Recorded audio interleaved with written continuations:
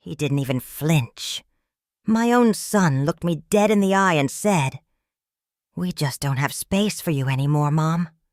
Not angry, not ashamed, just empty. I stood there, my hands full of groceries and my heart slipping right through my fingers. For a split second, I thought maybe he was joking. Maybe this was just a bad dream. Or I'd misheard him over the clatter of baby toys and Megan's voice echoing from the kitchen. But there was no punchline, only the silence that followed, thick as winter. Josh didn't look away. Megan just kept scrolling on her phone, tapping her manicured nails against the countertop. Emily giggled in the nursery, so close, but a whole world away. I felt myself shrinking, smaller than the suitcase I'd once packed for Josh's college dorm. Smaller than the space they said they didn't have for me. Have you ever realized you were just a guest in your own family? When did your home stop being yours? Did it happen in a single sentence? Or had it been building, little by little all along? I swallowed my pride, smiled, and nodded, as if he'd just asked if I wanted cream in my coffee. He had no idea.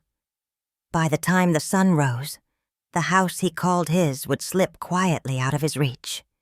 You don't just lose your place in a family overnight. It starts slow, a door that's suddenly closed, a voice that's just a little sharper than before, a look that doesn't quite meet your eyes. At first, I blamed it on exhaustion. The new baby. The chaos of diapers and midnight bottles and schedules. Nobody could keep straight. Megan was polite enough. "Please knock before coming into the nursery, Linda. The baby's napping." Her voice was smooth, careful, never quite warm. I told myself I was being too sensitive. I'd lived alone for years. Sharing space takes adjustment, doesn't it? But things kept shifting, like furniture you swear was in a different place yesterday. Megan always kept her phone face down, eyes darting to notifications. At dinner, her laughter grew brittle when I offered to help. She'd turn away, fingers tapping silent codes into her screen. Josh seemed tired all the time, distracted, late coming home from work. He stopped talking about his day, started talking only about bills. "Money's tight, Mom. Megan's worried about the mortgage. Maybe you could help with the utilities this month." Every time he asked, I smiled and handed over cash. I never once said no. That's what moms do, right? But I noticed Megan going through my mail one afternoon. "Just a glance," she said. "Thought it was junk. Didn't realize it was yours." My gut twisted. I'd worked as a cashier for 30 years. I know when someone's counting pennies that aren't theirs. So I started keeping all my important papers in a red folder, slid deep in the back of my dresser. Not for me, for peace of mind, for family secrets that maybe weren't meant to be shared. At night, I'd hear whispers. Megan's voice in the hallway, soft and urgent. Josh snoring in the bedroom. Oblivious. Sometimes I caught a name. Brian maybe, or something close. But it vanished into static before I could be sure. Little by little, my world shrank. I knocked before entering my own kitchen. I asked permission to use my own washing machine. The house felt less like a home, more like a waiting room. Somewhere you sit until it's your turn to leave. Still, I tried to hold on to hope. I'd think back to when Josh was small, when we had nothing but each other. He used to fall asleep beside me on the porch during power outages, wrapped in my old sweater, whispering, "Mom, one day I'll buy you a house." Now I wondered, when did my son's promise turn into a debt I could never repay? If you've ever watched a home become just four walls, Tell me, did you see it coming? Or did it take you by surprise? There's a moment you realize you're not losing your family. You're being written out of the script, line by line. It started with small things, but soon the little cracks became fault lines running straight through my life. One afternoon I came home early from the store, arms full of groceries. The house was too quiet. Megan's voice floated from the nursery, soft, lilting, but not the way she spoke to Josh. I stopped, hand on the doorknob, listening. I miss you too. I promise. Just be patient. It won't be much longer. My chest tightened. Before I could move, the door opened. Megan's eyes flashed surprise, but she recovered in an instant. Oh, Emily's finally asleep. Can you keep it down? That night at dinner, Megan asked if I'd mind moving my things out of the spare bedroom. We're repainting for the baby, she said, all honeyed smiles. Josh wouldn't meet my gaze. I watched as she started boxing up my old books, photos, everything that made this house feel like mine. It was easier to pack than to argue. I moved my things to the living room, a suitcase tucked behind the couch, my favorite sweater folded neatly atop the pile. I caught Josh watching me, guilt shadowing his face. He said nothing. The days blurred together, more requests for money, more reminders to knock first. Megan would leave for hours at a time, her perfume hanging in the air long after she'd gone. Once, I found a receipt from a fancy restaurant, signed with a name that wasn't Josh's, and there were the emails. One evening, while emptying the dishwasher, I saw Megan hunched over her laptop, whispering into her phone. Emily giggled from her playpen. Megan attached a photo to an email, Emily in her little blue dress, eyes sparkling, then quickly deleted her browsing history as I entered the room. When I asked who she was talking to, she smiled, too bright. Just sending pictures to my mom. She likes to see Emily every week. But the feeling lingered, a shadow of something unspoken. I tried to tell myself I was imagining it. That's what loneliness does. It makes you see ghosts in every reflection. One Sunday, as I folded laundry in the den, I heard Josh and Megan arguing in the kitchen. Their voices dropped to a hiss, but I caught a fragment. She'll leave soon enough. Just stick to the plan. Then silence, followed by the sound of Megan's heels on the stairs. That night, Josh knocked on my door. He asked if I could co-sign some paperwork. Just a little refinance to help with the bills, Mom. Megan's worried about the mortgage. I trusted him. I always had. But when I looked at the documents, something felt off. The signatures didn't match. The numbers danced on the page in ways that made my skin prickle. 30 years at the register had taught me to spot a fake in seconds. I signed nothing, stalling for time. The next morning, Megan handed me a list of house rules, printed and laminated. It's just to keep things fair for everyone, she explained. No cooking after 8 p.m. No guests. No entry into the nursery without asking. I nodded, biting my tongue. I couldn't sleep that night. I sat on the back steps, listening to the wind rattle the recycling bins, clutching a photograph of Josh as a boy. I remembered the promise in his eyes. I'll take care of you, Mom. Always. But the truth was now loud, unavoidable. I was being pushed out, politely, carefully, but deliberately. The next day, Megan packed away my family photos, replacing them with new ones. Her, Josh, and Emily. No trace of me. The house felt smaller, My name faded from the utility bills. My mail redirected without asking. One afternoon, as I reached for the red folder in my dresser, I caught Megan rifling through my drawers. She jumped back, cheeks flushed.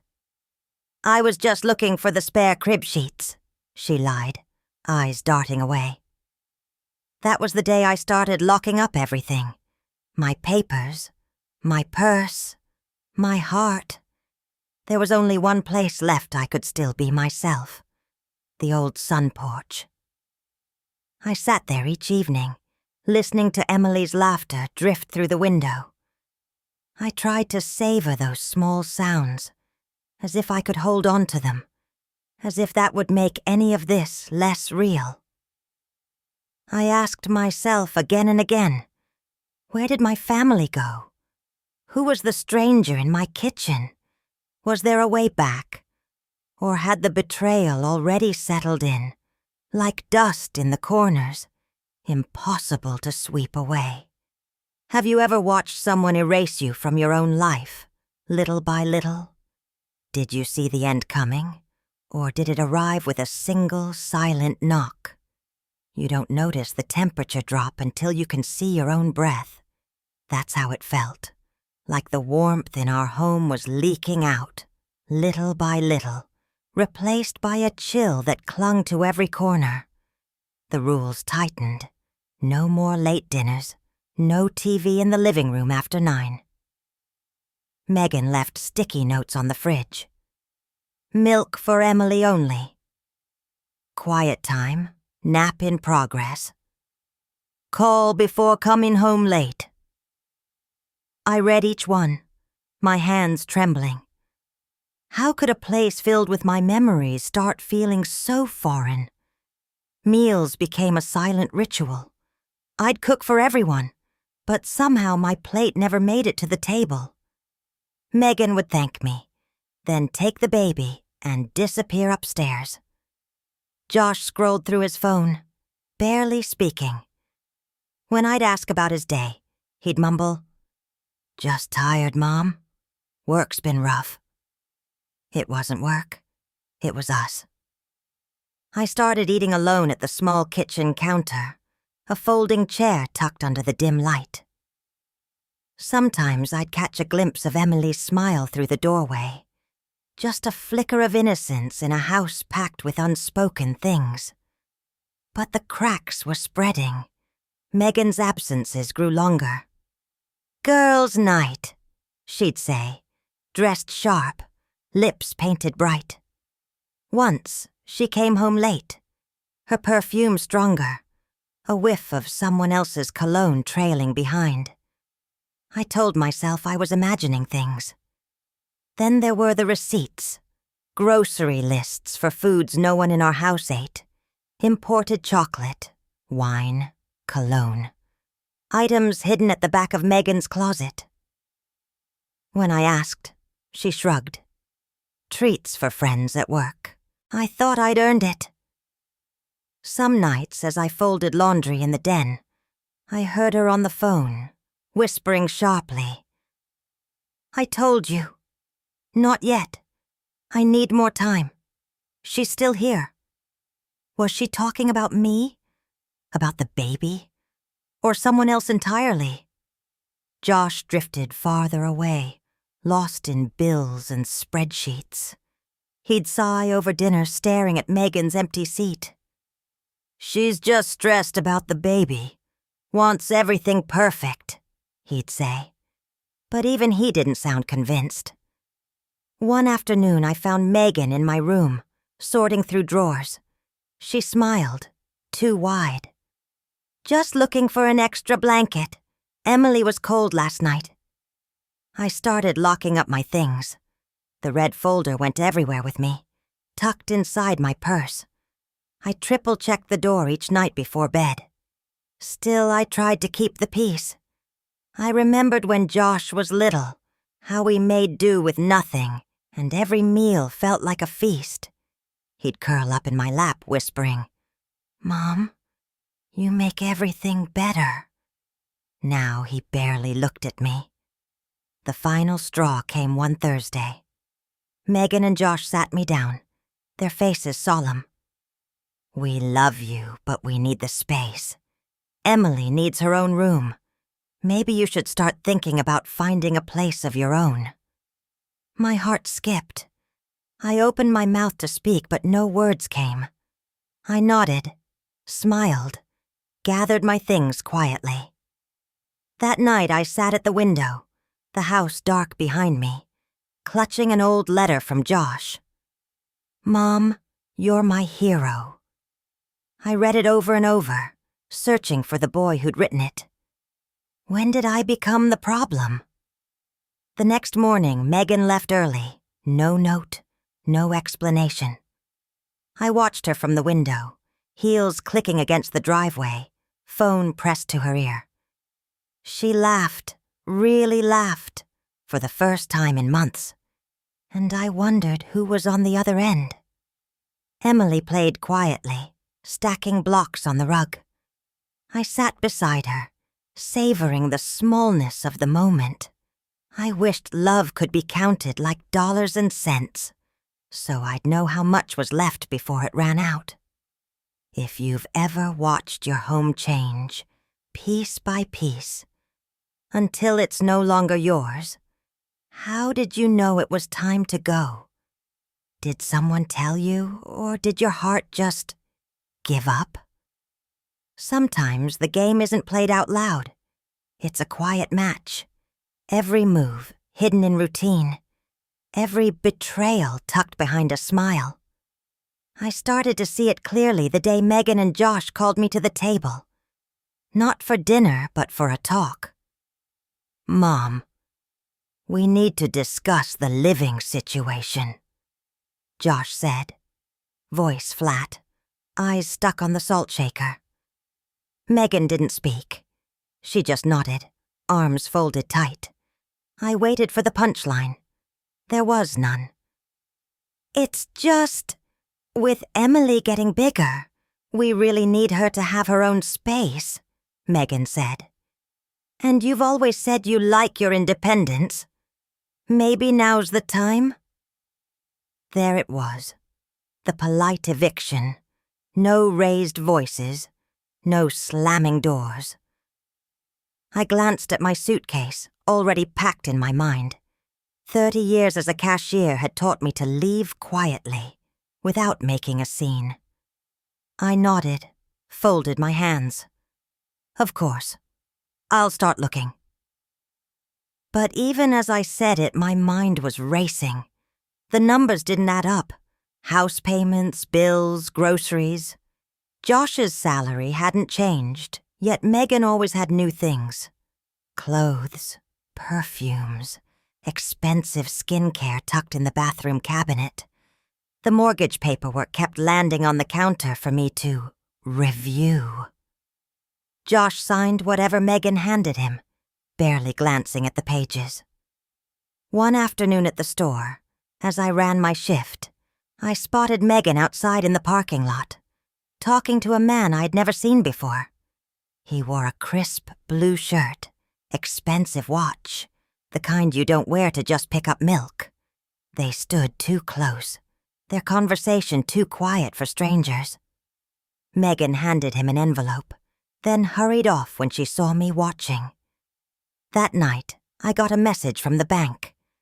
"We're unable to complete your request for co-signature on the home equity line. Please confirm your identity." I froze. I hadn't requested anything. I checked the red folder, ran through every document. My signature was missing from half the recent paperwork. But someone else had filled in the blanks, shaky attempts at my handwriting, off by just enough for me to notice. I didn't say a word. I watched, listened, waited. The days moved faster. Megan started cleaning out the nursery, painting over the soft yellow walls I'd chosen when Emily was born. "We want something more modern," she said. I let her. I watched as my family photos disappeared from the hallway, replaced by Megan's. New frames. Perfect little life. with no sign I'd ever been there. I asked Josh if he was happy. He didn't answer, just stared at the ceiling. We're all under a lot of pressure, Mom. Megan's girls' nights became more frequent. The grocery receipts stranger. Wine, steak, imported chocolate, nowhere to be found in our kitchen. Emily's laughter seemed farther away, locked behind a nursery door.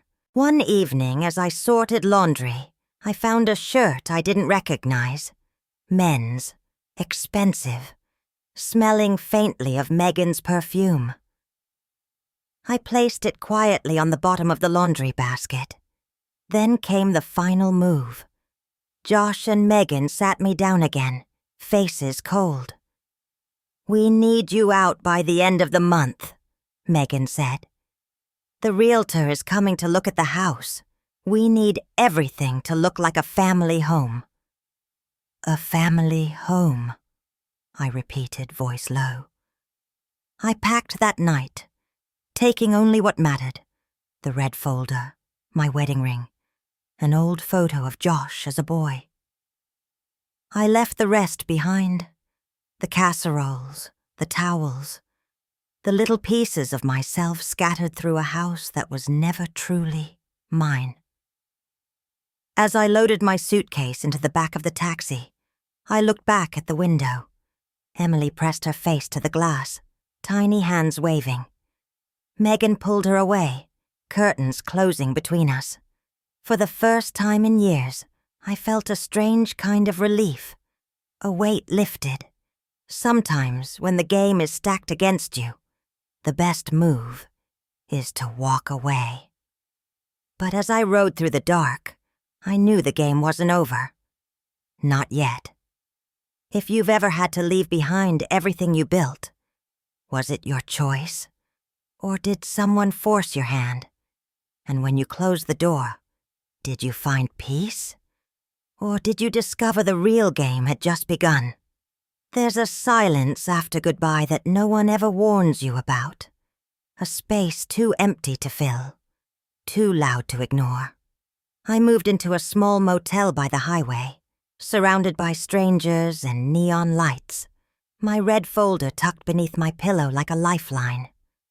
For the first time in years, my world was measured in square feet and microwave dinners. I watched the seasons change through a dusty window. Megan and Josh never called, never checked if I'd landed on my feet. I knew I wouldn't be missed. But the house felt farther away with every sunrise, less of a home, more like a lesson I was learning the hard way. One morning, an email from the bank. "Your co-signature is required for approval of a new mortgage on the family home." But I'd signed nothing. My heart sank. So this was their plan. Take the home, use my name, and hope I wouldn't notice until it was too late. The final proof came as I scanned through my old bills and receipts, every detail tucked in the red folder. Megan's forged signatures, shaky and rushed, dotted across the forms. Josh's name, always in bold. I realized then I'd been written out, not just from their home, but from their future. The twist came fast. Josh called, voice tight, desperate. "Mom, the bank says we're not approved. They're talking foreclosure. I didn't know about the second loan. Megan handled everything." I listened in silence. Megan, meanwhile, grew distant. Her absences stretched to days. Rumors filtered back to me through the grapevine. A new man in her life. Seen together at the same cafe she once called our place.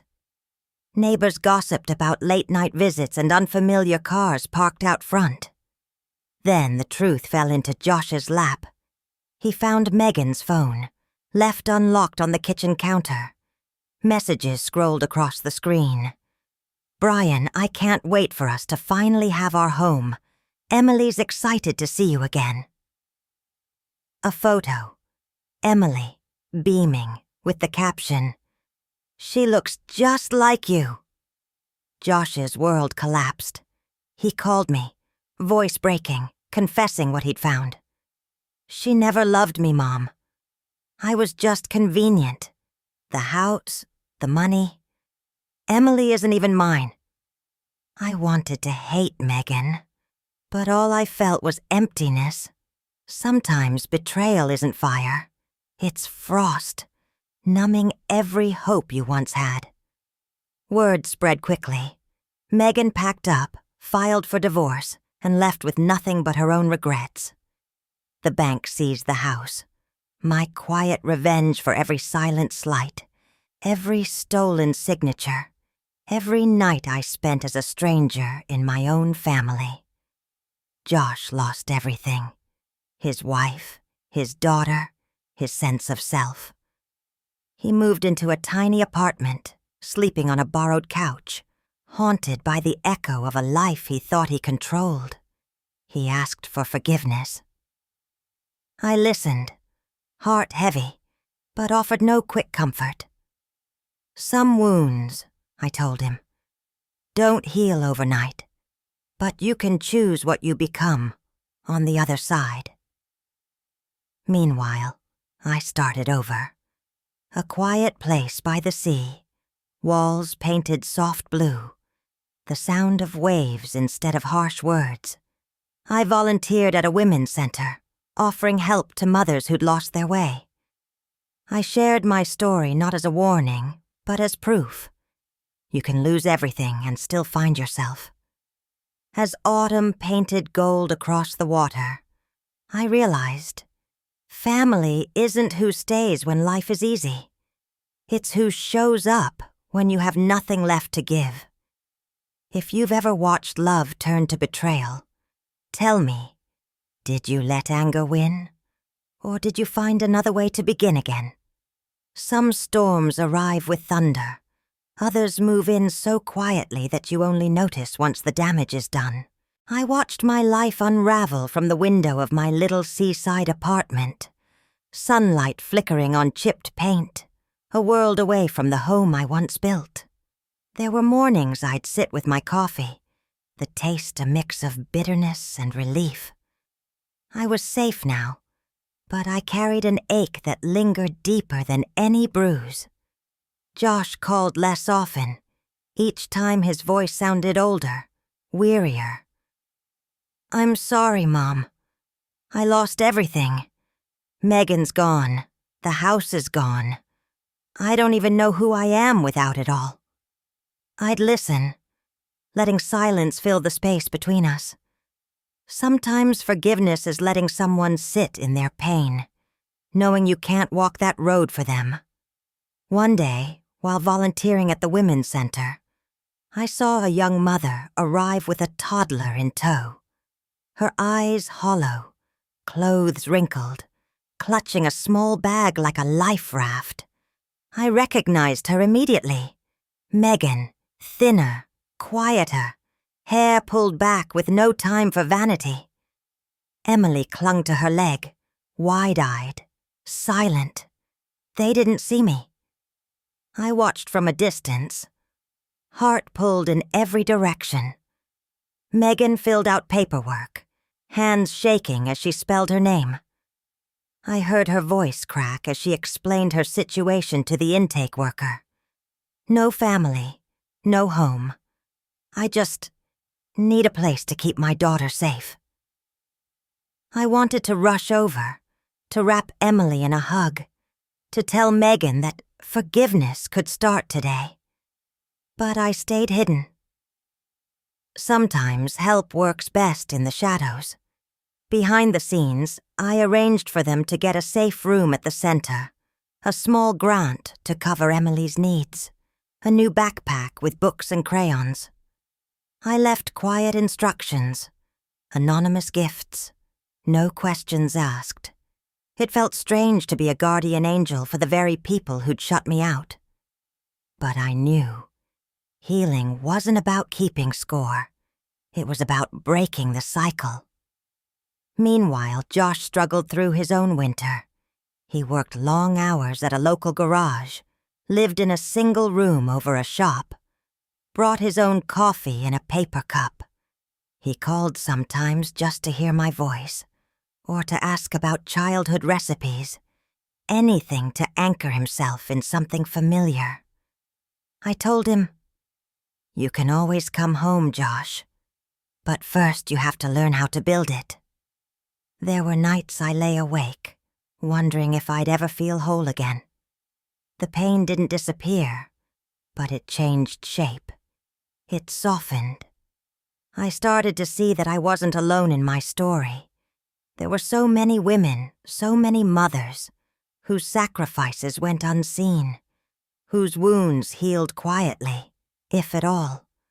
I became a mentor at the center, sharing my story when it helped, listening more often than I spoke.